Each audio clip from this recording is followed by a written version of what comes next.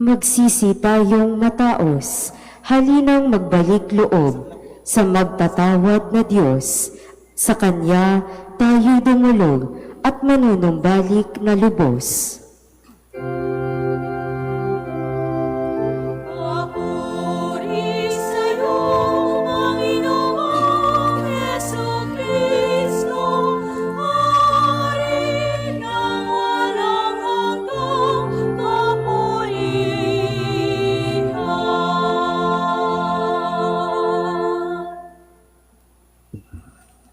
Sumainyo ang Panginoon. At sumaiyo rin. Ang mabuting balita ng Panginoon ayon kay San Lucas. Papuri sa iyo, Panginoon.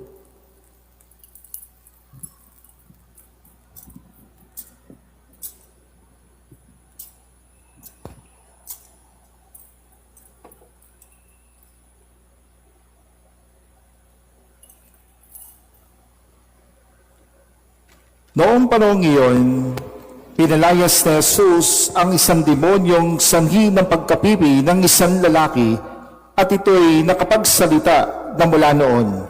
Nagginalas sa mga tao, ngunit may ilan sa kanila ang nagsabi, si Beelzebul na prinsipe ng mga demonyo ang nagbigay sa kanya ng kapangyarihang magpalayas ng mga demonyo. May iba naman nais siyang subukin, kaya't nagsabi, magpakita ka ng kababalaghang magpapakilala na ang Diyos ang sumasayo. Ngunit batid ni Jesus ang kanilang iniisip, kaya't sinabi sa kanila, babagsak ang bawat kahariang nahati sa magkakalabang pangkat at mawawasak ang mga bahay roon. Kung maghimagsik si Satanas laban sa kanyang sarili, paano mananatili ang kanyang kaharian? Sinasabi ninyong nagpapalayas ako ng mga demonyo sapagkat binigyan ako ni Beelzebul ng kapangyarihang ito. Kung ako ay nagpapalayas ng mga demonyo sa pamagitan ni Beelzebul, sino naman ang nagbigay ng kapangyarihan sa inyong mga tagasunod na makagawa ng gayon? Sila na rin ang nagpapatunay na maling-mali kayo.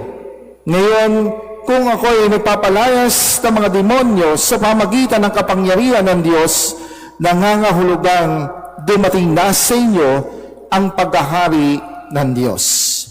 Mga kapatid, ang mabuting balita ng Panginoon. Pinupuri ka namin, Panginoong Hesukristo.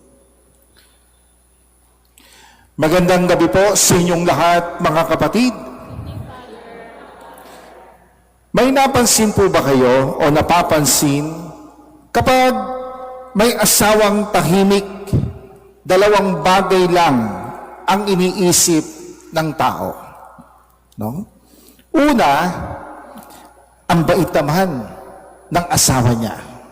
Yan ang sinasabi. Naku, napakabait naman ng taong yon. Pangalawa, naku, baka takot sa misis.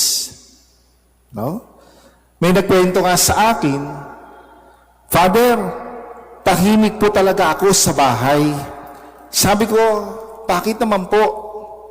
Sagot niya, Father, kasi kapag nagsalita ako, lalo akong magkakaproblema.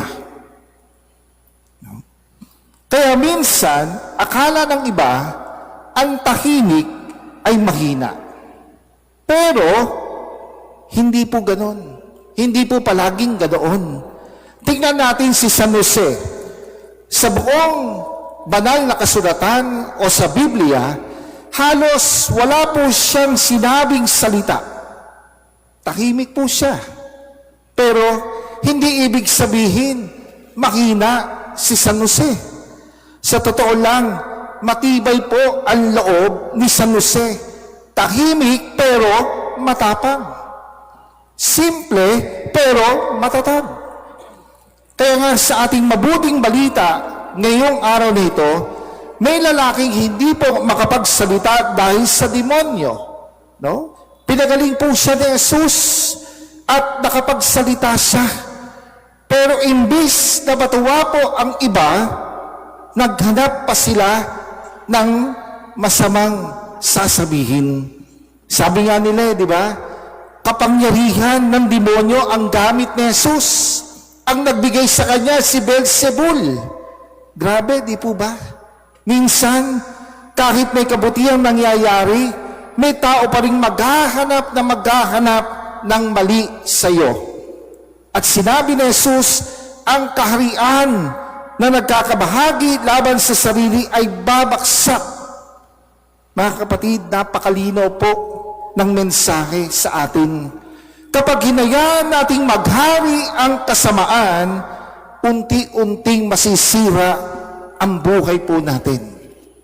Pero kapag ang Diyos ang pinapasok natin sa puso, nagkakaroon ng kaayusan at kapayapaan. Ngayon, balikan po natin muli si San Jose.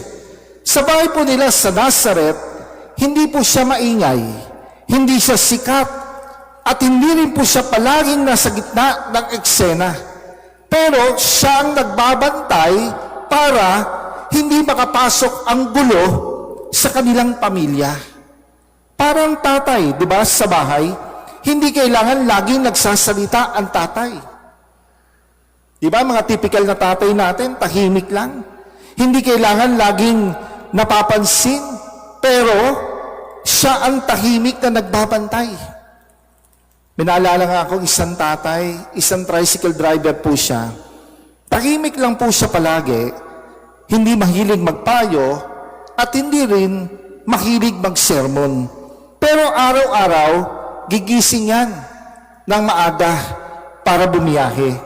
Isang araw po, tinanong siya ng kanyang anak, Tatay, bakit pagod ka na ba?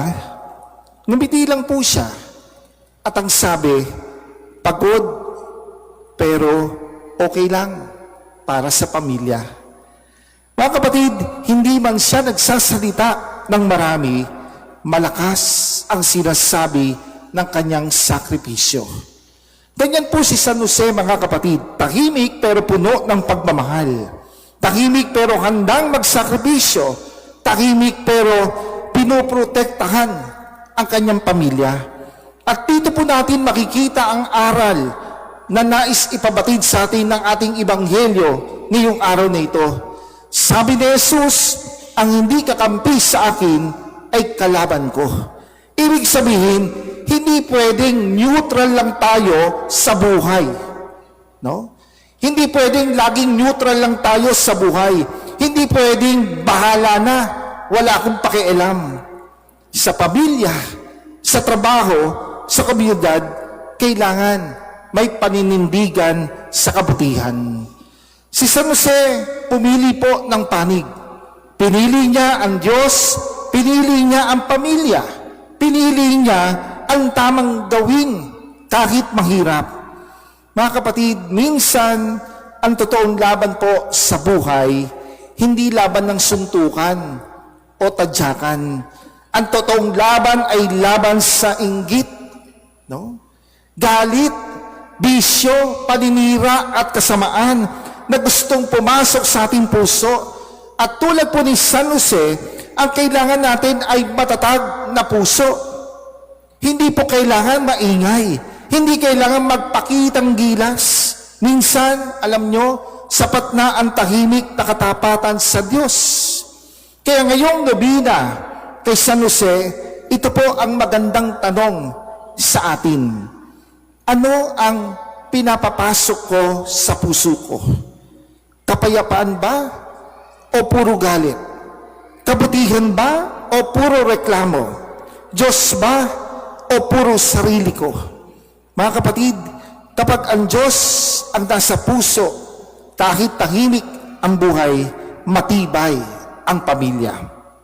At kapag kasamaan ang pinapapasok, kahit maingay at maganda sa labas, unti-unting nasisira sa loob. Kaya mga kapatid, humingi po tayo ng tulong kay San Jose. Turuan niya tayo na maging matatag, maging tapat, at maging tagapangalaga ng kabutihan sa ating pamilya.